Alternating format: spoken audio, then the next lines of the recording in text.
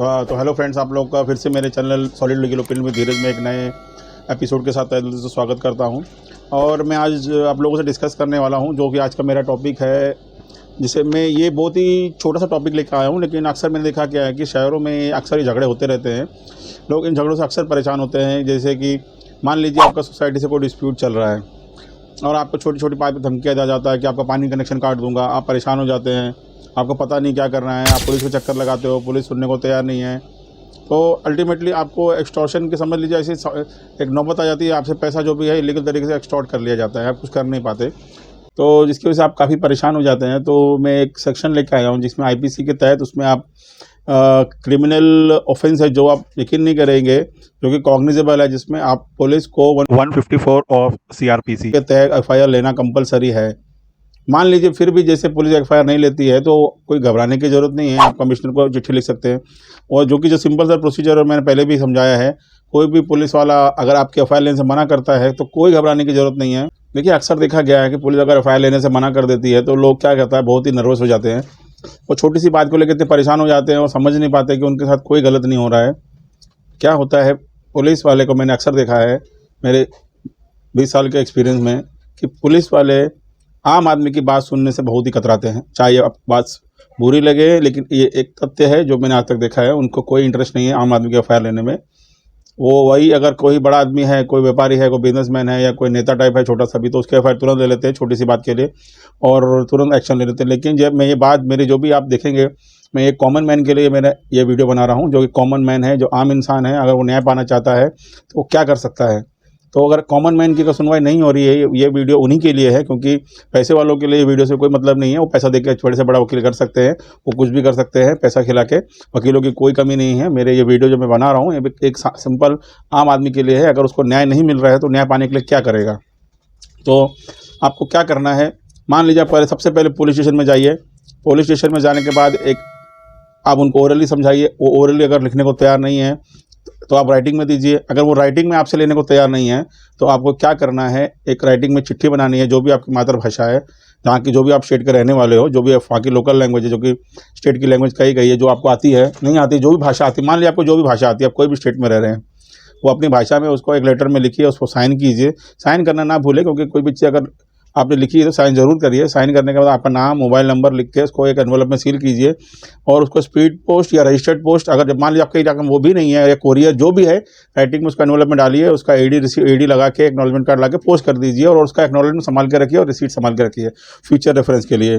5-10 दिन में अगर क्या कोई एक्शन नहीं लेते हैं आप, यही सेम आप प्रोसीजर उच्च अधिकारी, वहाँ का जो डीसीपी है या कुछ एरिया में, रिमोट एरिया में एसपी होते हैं, ग्रामीण पुलिस कहा जाता है, सुपरिटेंडेंट पुलिस होते हैं, तो वहाँ पे भी एसपी को आप ये भेज सकते हैं। उसके बावजूद भी अगर आपका कोई सुनवाई नहीं होती है, क्योंकि ये सब जो मैं बता रहा हूँ ये मेरी मनगढ़ंत कहानी नहीं है, ये जो है हमारा लीगल प्रोसीजर है कानून के तहत, उसमें ऐसा कहा गया। सुप्रीम कोर्ट ने भी इसको स्ट्रिक्टली फॉलो करने के लिए कहा है। फिर आप बोलेंगे कि आप फिर न्याय नहीं मिलता। अगर आप मान लीजिए आप इन चीज़ों को बाईपास कर देते हो, तुरंत हाई कोर्ट या तुरंत आप मजिस्ट्रेट कोर्ट में फाइल करते हैं एप्लीकेशन, तो मजिस्ट्रेट इस चीज़ों को आपको अभी खारिज कर सकता है कि सुप्रीम कोर्ट ने कहा है आपको जो भी लीगल प्रोसीजर है पूरा अडॉप्ट करके ही आपको ऊपर आना है, नहीं तो आपकी बात नहीं सुनी जाएगी।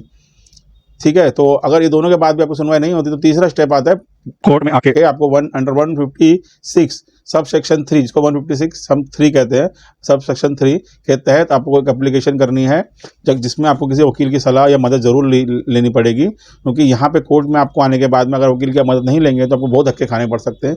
कोर्ट में बहुत सारी चीज़ें होती हैं, पिटीशन बनाना, पिटीशन फाइल करना, टेक्निकलिटीज़ होती हैं। अगर आपने वकील की मदद यहाँ नहीं ली तो आपको जो चीज़ आपकी 1 तारीख में होने वाली होगी वो आपको 10 से 15 तारीख में लग सकती है।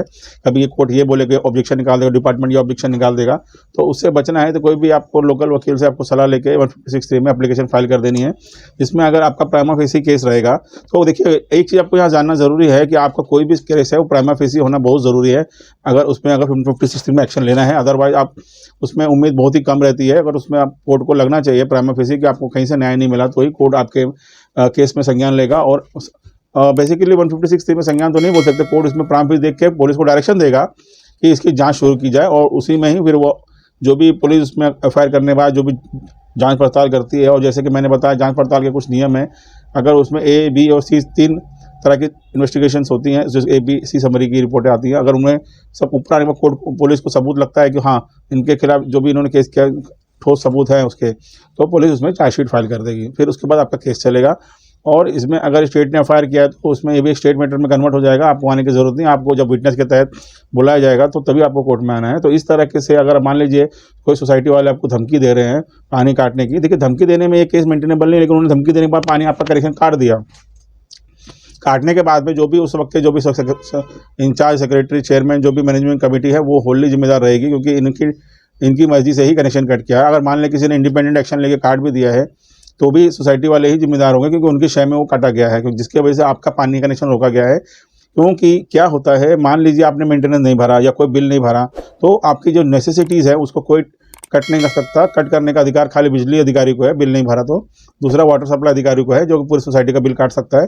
और अगर मान लीजिए सोसाइटी के आपके एक के बिल ना भरने, सोसाइटी में लोड भी आया है, तो आपका कोई जेन्युइन रीज़न भी हो सकता है बिल नहीं भरने का। जैसे मान लीजिए आप अवेलेबल नहीं थे या आपका कोई डिस्प्यूट था बिल को लेके, तो इस केस में सोसाइटी जो है अपने एक सोसाइटी लॉज में 101 ऑफ सोसाइटी एक्ट के तहत में वो रिकवरी प्रोसीडिंग कर सकती है, ना कि आपका पानी डायरेक्ट कट कर सकती है। तो अगर आपके साथ भी ऐसा हो रहा है, आपका पानी किसी ने कट किया है, तो आप सेक्शन 430 ऑफ आईपीसी के तहत पुलिस में एफआईआर कर सकते हैं। ये कि क्यों एफआईआर इसलिए होगा क्योंकि ये कॉग्निजेबल ऑफेंस है, नॉन कॉग्निजेबल नहीं है। ये कॉग्निजेबल ऑफेंस हालांकि बेलेबल है। बेलेबल और नॉन बेलेबल में इतना ही फर्क होता है कि बेलेबल में पुलिस को अधिकार बेल देने का, नॉन बेलेबल में पुलिस को अधिकार नहीं होता है, कोर्ट को बेल देने का अधिकार। लेकिन कॉग्निजेबल है तो पुलिस को एफआईआर लेनी ही पड़ेगी। तो इस तरीके से अगर आपके साथ भी ऐसा कुछ हो रहा है कि सोसाइटी वाले आपका पानी कनेक्शन कट कर दिए, तो आपको घबराने की जरूरत नहीं है। आपको सेक्शन 430 ऑफ आईपीसी के तहत आप पुलिस में एफआईआर दर्ज करा सकते हैं। तो आज के लिए इस मेरे वीडियो में इतना ही, और मेरे वीडियो में मेरे चैनल से जुड़ने के लिए बहुत बहुत धन्यवाद। Thanks for watching my channel solid legal opinion with Dheeraj. Thanks for watching.